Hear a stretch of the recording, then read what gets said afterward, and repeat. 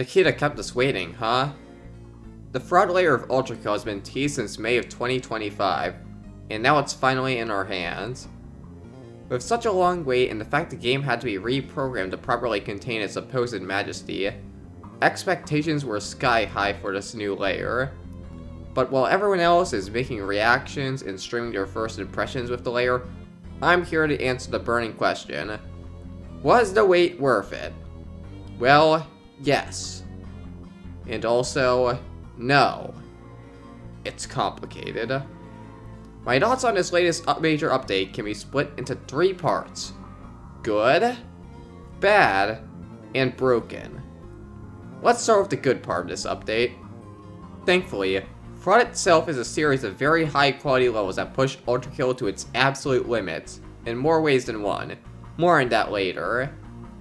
Heartbreak Wonderland is a good introduction to the layer, which manages to show off the non-Euclidean gimmick of the entire layer in a digestible manner at first, while not being too confusing to traverse, at least in the first half of the level.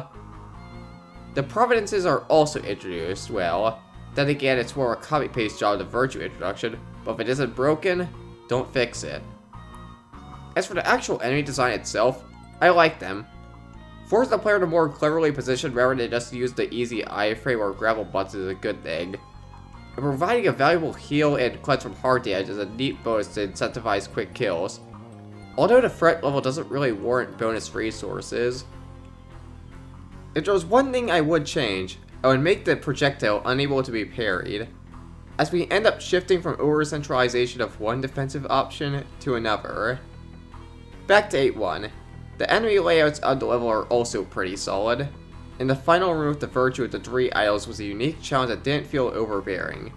A nice change of pace from the special challenges we received in the previous updates. Overall, great intro level. Might become my new favorite if I play it more. Moving on to the next level, 8.2 delivers more of the same mind-bending quality, with the mirrored encounters being quite the treat. One major critique I have with the level is that it's a lot harder to figure out where to go compared to the other levels of Fraud, but hey, we're working with some high concept geometry here. Inevitably some things are gonna get confusing. Overall, the level delivers some similarly high quality encounters to the first level, with 2 new enemies being thrown in the mix. Death Catchers are a fun extension of the puppet gimmick, at the cost of Secondary feeling a little less special. However, oftentimes they feel underwhelming without protection, meaning they don't amount to much outside of free healing in the cyber grind, which makes me believe these should be removed from the enemy pool so more threatening enemies can appear more often in this complete non-factor. Shame too, because multiple protected Death Catchers could potentially be interesting, as a secret encounter in 8.2 proves so, being the standout battle of the level. As for the other enemy introduced in this level, we'll get to it later. Final verdict, still on mid to high tier level, with a few hiccups holding it back. Now for 8.3, which is where everything introduced up to this point gets pushed into overdrive. Combined with the previous looping rooms and conflicting gravity, Disintegration Loop also adds shifting rooms and realities, making certain fights very hard to follow and turn battles more into puzzles where you have to figure out where the last enemies are before they find you. Additionally, it adds in yet another enemy to the roster, the Powers. They're a bit controversial right now, but personally, I like them. They're seemingly overwhelming at first, but after properly studying their moveset and their behaviors, a well-placed parry is enough to take them out of commission 9 times out of 10. I'm also a fan of their turn-based gimmick that encourages switching targets, which really sets them apart from any other enemy that couldn't care less about who's fighting alongside them. Getting back to 8.3 itself, the second half is also just superb. I really like everything about it, from the visuals, the special gravity gimmicks, to the encounters themselves. No notes here, it's just great. As for the actual level, I can see it as a top 5 level in the game. Even for a week it suffered from certain technical issues. Alright, final level, Final Flight. It's a pretty solid boss fight, around the same level of Leviathan. Freefall is a cool mechanic that enables this more bullet hell-esque boss. But it's a shame it's going to be only relegated to this fight, nothing else. But maybe that'll age poorly. Overall layer review, around the same quality as Valance, but still quite not at the same level as Heresy. One final comment I'd like to give Fraud is the visuals, presentation, and music of the layer are a new high for Ultrakill, and I'd rather you experience it than me describe it. Let's see, what else is good to talk on this update? Oh yeah, balance changes. The small buffs to the malicious rail counter are a welcome change, with soldiers getting a little less annoying and insurrectionists getting a new counter.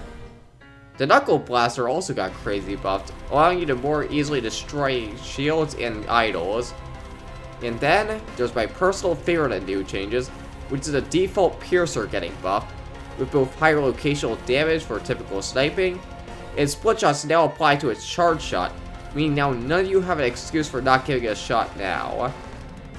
However, not all changes in this update were good, which leads us to the bad. Thankfully, there's only 2 complaints I have here, so let's just get through this quickly. The jackhammer nerf could have been handled better. Previously, a popular strategy would be to rapidly use multiple yellow hits to maximize damage while not overheating the weapon. Now that straight up isn't possible. As you start hitting too many yellow hits in rapid sequence, the game will just put your hammers on cooldown anyways. This technically fixes the problem of yellow spam, but also makes trying to use triple hammer loads incredibly cumbersome, while not addressing the potentially overpowered options of the jackhammer. I would go into more detail, but I'm not a jackhammer main, so go check out this rando's video for more information on why this nerf was poorly implemented. The second real problem that comes from this update is a new enemy I neglected to mention, which is the Mirror Reaper. And I'd like to apologize to the Cerberus, because if I knew an enemy this horribly designed would be released, I would not have made that video about him. The Mirror Reaper seems purposely made to be unfair. With hands that go faster than you can go on ground while also doing purely hard damage, a melee flurry that covers up any save zone that would exist from the other 2 attacks, and the poison ores that provide disgusting AoE damage while also being unparryable and homing.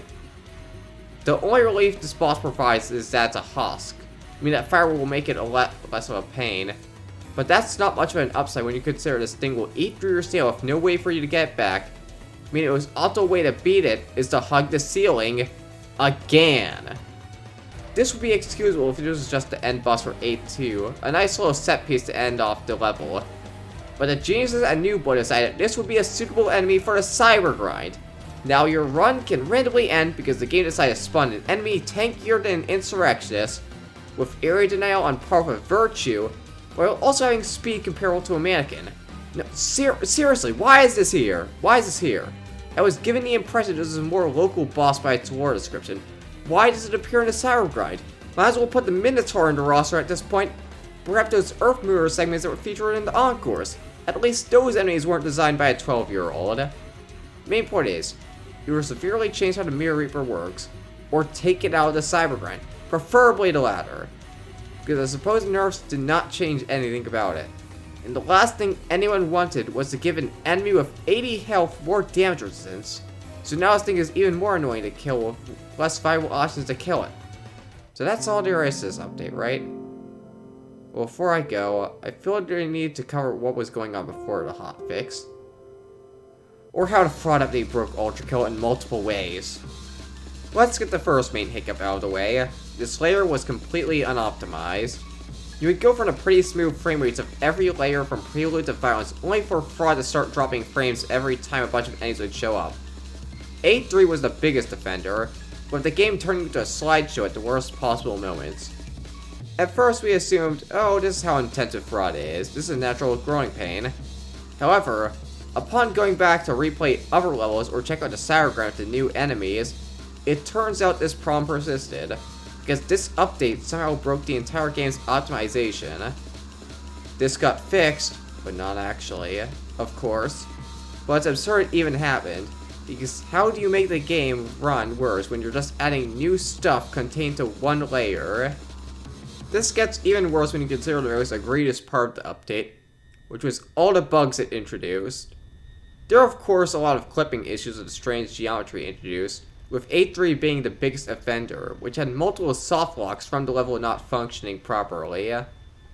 However, what was really broken was the rest of the game.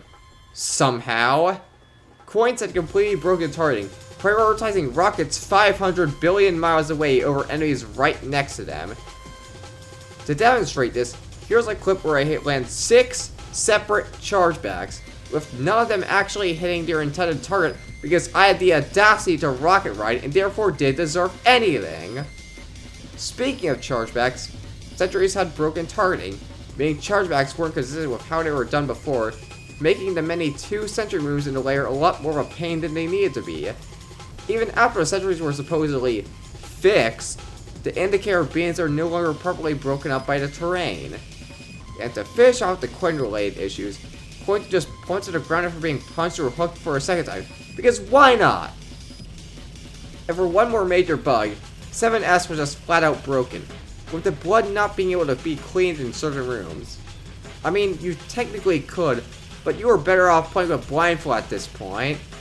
And these were the bugs that I encountered. There were a whole laundry list of bugs that had to be fixed, making Ultrakill in its arguably worst state yet. And there are still some bugs left over.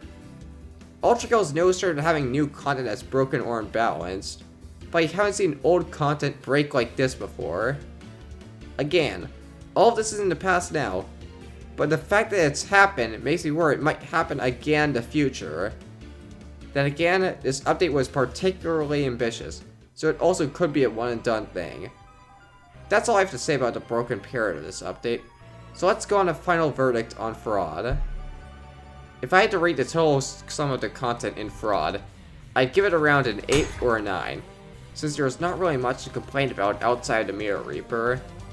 However, when you take in the fact the game was broken for a week, I'd have to lower my score for the update to around a 6, since it's only due to a hotfix making the game truly playable again. It's a very ambitious layer that mostly achieves what it wants to, but maybe next time we should go for something a bit more toned down or traditional, since we're waiting over a year for an update only for it to be broken. Then again, a bug in this level would just being a final send-up to Ultrakill's level design, so thankfully all these portal and gravity shenanigans are going to be a one-time thing. Until the Fraud Encore, that's going to be beyond insane. Thanks for watching, and I'll see you in the next one. Goodbye.